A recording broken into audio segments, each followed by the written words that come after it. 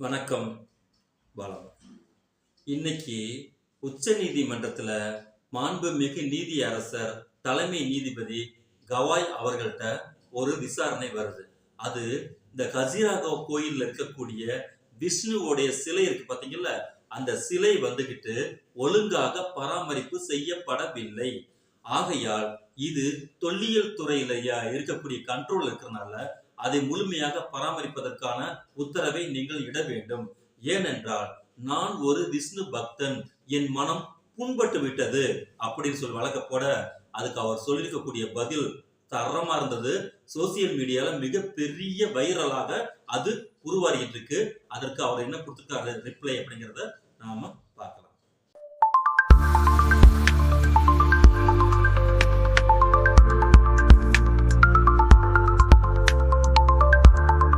விஷ்ணு அவர் வந்துகிட்டு ஹஜ்ராகோ கோயில்ல வந்துட்டு அவரு சிதிலமடைந்த நிலையில இருக்கிறாரு. அவரை பராமரிக்கல. அதனால எங்க தொழில் துறைக்கு நீங்க ஆணையிடுங்க சொல்லும் போது கவாய் தெளிவாக சொல்லிவிட்டார். இது விளம்பர நோக்கத்தில் செய்யப்பட்டிருக்கக்கூடிய பதிவு செய்யப்பட்டிருக்கக்கூடிய வழக்கு இது. ஆகையால் இதை டிஸ்மிஸ் பண்றோம். ரெண்டாவது, விஷ்ணு கோயில்ல விஷ்ணுவுக்கு ப்ராப்ளம்னா விஷ்ணு கிட்ட போய் நீங்க முறையிடுங்க, அந்த கடவுள்கிட்ட போய் நீங்க முறையிடுங்க அப்படி சொன்னோடனே இங்க இருக்கக்கூடிய இந்த ஆர்எஸ்எஸ் பஜ்ரங் தள், இந்த ஆர்எஸ்எஸ் பிஜேபி குரூப்ஸ் எல்லாம் பாத்தீங்களா, உடனே வந்துகிட்டு என்ன பண்ண ஆரம்பிச்சுறாங்கன்னா, அந்த மத நம்பிக்கையை புண்படுத்தி விட்டார், அது செய்து விட்டார், இது செய்து விட்டார் கிளம்பிட்டாங்க. இதுல கீழே இருக்கக்கூடிய நேத்திக்கு வந்திருக்கக்கூடிய ஆர்எஸ்எஸ் இருக்கக்கூடிய உறுப்பினர்ல இருந்து அந்த மோகன் பகவத் வரைக்கும் எல்லாம் ஒரே ரகம் தான். ஏன்னு கேட்டீங்கன்னா, கிண்டி விடுறது கிளப்பி விடுறது மட்டும்தான் இவங்களுடைய முக்கியமான வேலை. உடனே இங்க இருக்கக்கூடிய அந்த கருத்துக்கும் நம்ம விளக்கம் சொல்லக்கூடிய சூழ்நிலைக்கு துர்ச்சூழலுக்கு தள்ளப்பட்டுட்டாங்க.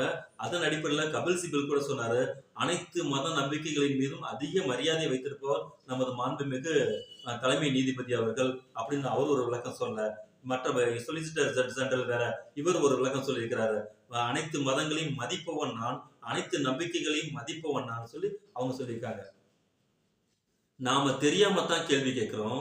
இந்திய அரசியல் அமைப்பு சட்டத்திற்கு, அந்த சட்டத்தை நடத்துவதற்கு இங்கே எந்த மதமும் தேவையில்லை, எந்த விதமான ஜாதியும் இங்கே தேவையில்லை, எந்த விதமான கடவுள் தன்மையும் இங்கே தேவையில்லை. நமது அரசாங்கம் வழங்கியிருக்கக்கூடிய மிகப்பெரிய மேன்மையான சட்டம் அரசியல் அமைப்பு சட்டம், மத சார்பற்ற சட்டம்.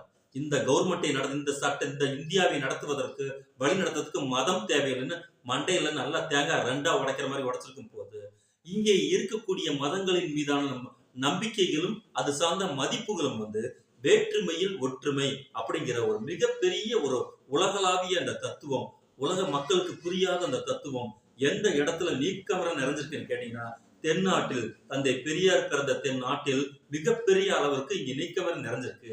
இங்க இருக்கக்கூடிய அத்தனை பேருமே கடவுளை நம்புறவங்க. ஆனால் தமிழ்நாட்டில் தான் மிகப்பெரிய அளவிற்கு அதிகமாக தந்தை பெரியாருக்கு சிலை இருக்கிறது. கடவுள் இல்லவே இல்லை, கடவுளை கற்பித்தவன் முட்டாள், கடவுளை பரப்புகிறவன் அயோக்கியன், கடவுளை வணங்குகிறவன் காட்டு மிராண்டி இப்படிங்கிற ஒரு மிகப்பெரிய உயரிய தத்துவத்தை தந்தை பெரியார் அவர்கள் சொன்னத அந்த 5 வரியவே ஏகப்பட்ட பேர் இன்னைக்கு ஆய்வுக்கு உட்படுத்தி நிறைய பேர் டாக்டர் பட்டம் வாங்கியிருக்காங்க.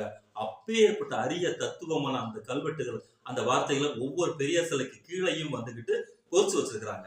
இதையுமே கோர்ட்ல போட்டு அப்படிலாம் போடக்கூடாது, எங்க மனசு புண்படுதுன்னு சொல்லவும் கோர்ட்டு உன் மனசு புண்படுறதுக்காக உன் வீட்டு சிலையில அந்த வார்த்தையை போட்டாங்க.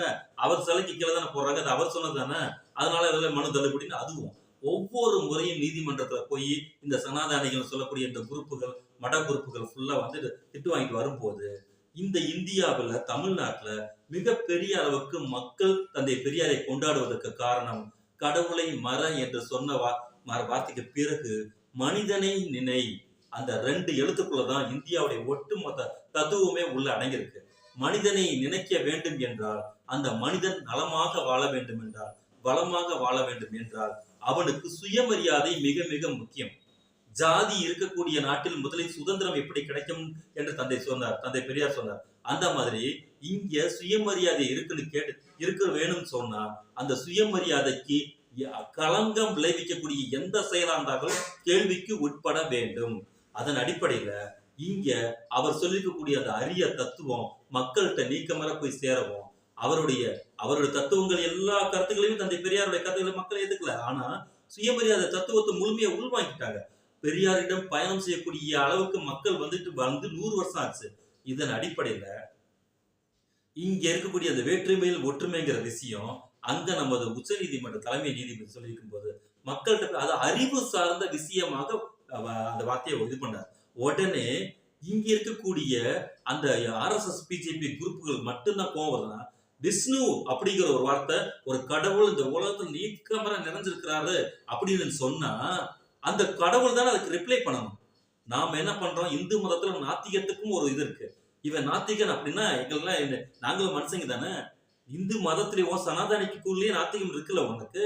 அப்போ அவர் நாத்திகத்தன்மை அறிவுபூர்வமான இந்தியாவில் இருக்கக்கூடிய ஒவ்வொரு தனி மனிதனும் பின்பற்றக்கூடிய 51H, அதாவது அவருடைய அறிவு சார்ந்த அந்த கோட்பாடுகளை ஒவ்வொரு மனிதனும் பரப்பணுங்கிறது அரசியலமைப்பு சட்டம் நமக்கு வழங்கியிருக்கக்கூடிய அந்த கோட்பாடு. அந்த கோட்பாடை தான் திரு உச்ச நீதிமன்ற தலைமை நீதிபதி வந்துகிட்டு அந்த அந்த வார்த்தையை சொல்லும் போது இவங்க எல்லாம் கிளப்பி விடுறாங்கன்னா என்ன அர்த்தம் கேட்டீங்கன்னா, எது கிடைக்குதோ அதை வைத்து குளிர் காயலாம். அதுதான் இவங்களுடைய இது.